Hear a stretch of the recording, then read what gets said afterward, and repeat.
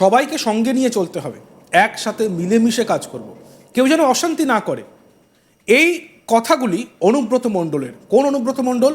যে অনুব্রত মণ্ডল একসময় চর্চায় ছিলেন, চর্চাতে থাকতেন তার রাজনৈতিক মন্তব্য নিয়ে, তার বিস্ফোরক মন্তব্য নিয়ে, সে গুড় বাতাসা হোক অথবা পুলিশকে বোম মারার নিদান হোক অথবা গাড়ি নিয়ে ঢুকে যাওয়া হোক, সব বিষয়ে কিন্তু অনুব্রতের তর্ক বিতর্ক, অনুব্রতের কথা সবসময় রাজ্য রাজনীতির শিরোনামে থাকতো। আর সেই অনুব্রত দীর্ঘ 2 বছর পর যখন বীরভূমে ফিরলেন, তখন কিন্তু বেছে বেছে নেতা মন্ত্রীদের সঙ্গে দেখা করছিলেন।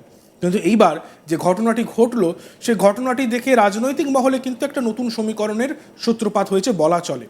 লালমাটির জেলায় অনুব্রত বনাম কাজল শেখের যে ঠান্ডা লড়াই ছিল তা কারোরই অজানা নয়। গরু পাচার মামলায় কেষ্টমণ্ডলের তিহার যাত্রার পরই তার বিরোধী গোষ্ঠী বেশ মাথাচাড়া দিয়েছিল, তেমনই খবর। তবে রাজনীতির পট পরিবর্তন হয়েছে। 2 বছর তিহারে থাকার পর নিজের বাড়ি ফিরেছেন কেষ্ট। তার অনুব্রত ফিরতেই আর অনুব্রত মণ্ডলের ফেরার পরই জেলার সমস্ত প্রথম সারির নেতারা তার সঙ্গে দেখা করতে গেলেও কাজল শেখের টিকি খুঁজে পাওয়া যাচ্ছিল না। তবে শেষমেশ গুরুর সঙ্গে সাক্ষাৎ করতে এলেন শিষ্য কাজল। দেখা করে তিনি সাফ জানিয়ে দিলেন গুরুর জায়গাতেই রয়েছেন এবং থাকবেন। কেষ্ট মণ্ডলের সঙ্গে তার কোনো দিনও ঝগড়া ঝামেলা ছিল না, আগামী দিনেও থাকবে না। প্রকাশ্যে বারবার রাজনৈতিক গুরু দলের জেলা সভাপতির গুণগান করলেও গত 4 দিনে একবারও দেখা করতে যাননি কাজল শেখ। এমনকি কেষ্ট ফোন করার পরও যাওয়া হয়নি তার। কারণ নিয়ে হাজার সমালোচনার মাঝে সমস্ত জল্পনা উড়িয়ে শনিবার বোলপুর যান কাজল শেখ। দীর্ঘ 2 বছর পর দলীয় কার্যালয়ে মুখোমুখি দেখা হলো গুরু শিষ্যের। বৃহস্পতিবার দলীয় দপ্তরে সাংবাদিকদের মুখোমুখি হয়ে অনুব্রত সবাইকে নিয়ে একসঙ্গে চলার বার্তা দিয়েছিলেন। আর তারপরই শনিবার সন্ধ্যাবেলা তার সঙ্গে দেখা করতে গিয়ে কাজল শেখ কার্যত সেই বার্তাকেই পাথেয় করলেন।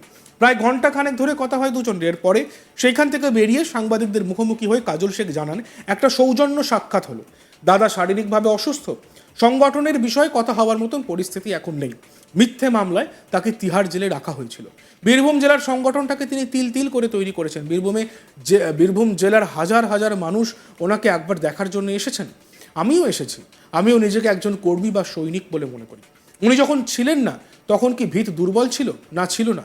টিম অনুব্রত কাজ করেছে, সেই টিম অনুব্রত আগামী দিনেও কাজ করবে।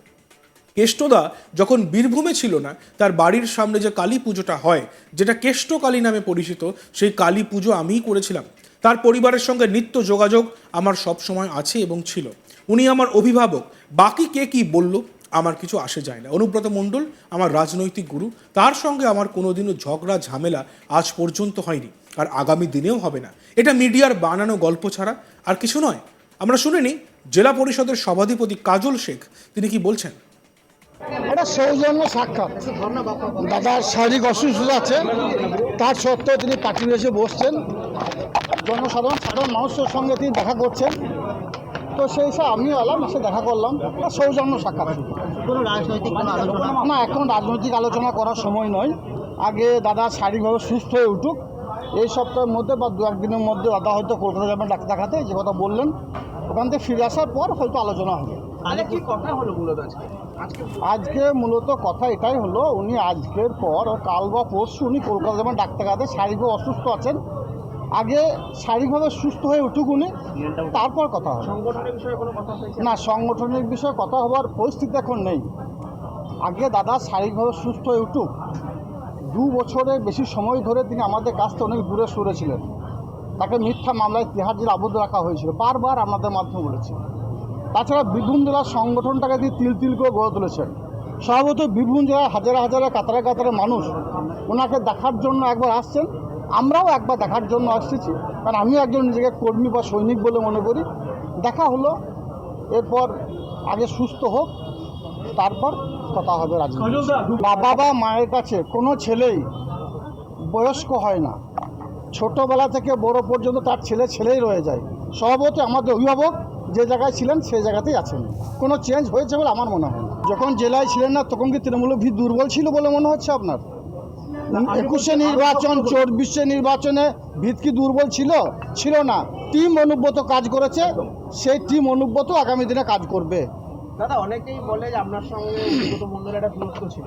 এই দূরত্ব অনুব্রত মণ্ডল অর্থাৎ কেষ্টদা অর্থাৎ আমার অভিভাবক যখন বীরভূম জেলায় ছিল না, তাকে মিথ্যা মামলায় তিহার জেলে রাখা হয়েছিল, তখন ওনার বাড়ির সামনে যে কার্তিক যে কালী পুজোটা হয়, যেটা কেষ্টকালী নামে পরিচিত, ওটা আমিই করেছিলাম ওর পরিবারের সঙ্গে থেকে। তাছাড়া হাটসান্দি গ্রামে কেষ্টদার যে দুর্গা পুজো অনুষ্ঠান হয় সে পুজোতে আমিই গিয়েছিলাম। ওই পরিবারটার সঙ্গে আমার একটা নিত্যনৈমিত্তিক যোগ সব সময় আছে। উনি আমার অভিভাবক, আমি নিজেকে ওই পরিবারের সদস্য বলে মনে করি। বাকি কে কী বললো কে কী বললো না সে নিয়ে আমার কিছু যায় আসে না। কেউ যদি আপনাকে বলে আপনার কাকে আপনার কানটা নিয়ে পারলে আপনি কানটা দিকে কানে হাত দেবেন না কাকের পিছনে ছুটবেন?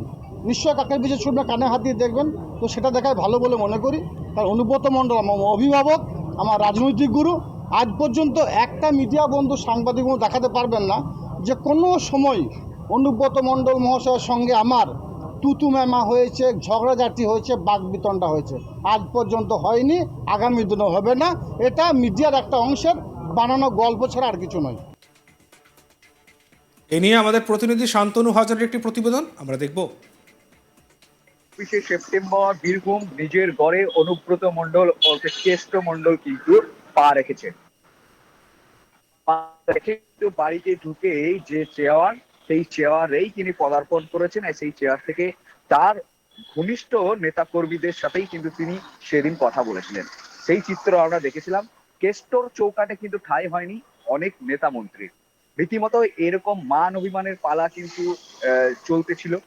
ঠিক তার পরের দিনে অনুব্রত মণ্ডল তৃণমূলের যে দলীয় কার্যালয় রয়েছে সেই কার্যালয়ে কিন্তু উপস্থিত হন। আর সেই কার্যালয়ে যখন উপস্থিত হয়েছিলেন তখন যাদের উপর মান অভিমান ছিল তারা সকলেই কিন্তু ছুটে গেছিল ওই দলীয় কার্যালয়ে, এবং দলীয় কার্যালয়ে কিন্তু অনুব্রত মণ্ডলের সাথে সৌজন্য সাক্ষাৎকার। ২৪শে সেপ্টেম্বরের পর থেকে ২৫, ২৬, ২৭, ২৮ এই লাগাতার কিন্তু তৃণমূল দলীয় কার্যালয়ে বসে সৌজন্য সাক্ষাৎকার পর্ব সারছেন অনুব্রত মণ্ডল। আর ৪ দিনের মাথায় বীরভূমের জেলা পরিষদের সভাধিপতি কাজল শেখ অনুব্রত যুযুধান নেতা, এমনটাই কিন্তু রাজনৈতিক মহল মনে করে থাকে বা এই ব্যাপারটি দেখা যায়। সেই অনুব্রত মণ্ডলের বাড়িতেই দলীয় কার্যালয়ে কিন্তু বোলপুরে যে তৃণমূলের যে দলীয় কার্যালয় রয়েছে সেই কার্যালয়ে কিন্তু নীল বাতি জ্বালিয়ে বীরভূমের জেলা পরিষদের সভাধিপতি কাজল শেখ কিন্তু হাজির হন। আর সেই একই সঙ্গে তার সঙ্গে দেখা যায় রাজ্যের ডেপুটি স্পিকার, রাজ্য বিধানসভার ডেপুটি স্পিকার আশিস বন্দ্যোপাধ্যায়কে।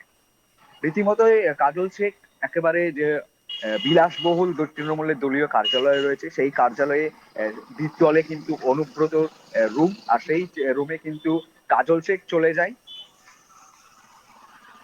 কাজল শেখ গিয়ে কিন্তু তারা সৌজন্য সাক্ষাৎ করে, সৌজন্য সাক্ষাৎকার করে কিন্তু কাজল শেখ বেরিয়ে আসে। বেরিয়ে আসার পর কিন্তু কাজলের কন্টেক্ট দেখতে থাকুন আজ তাক বাংলা, সাবস্ক্রাইব করতে ভুলবেন না।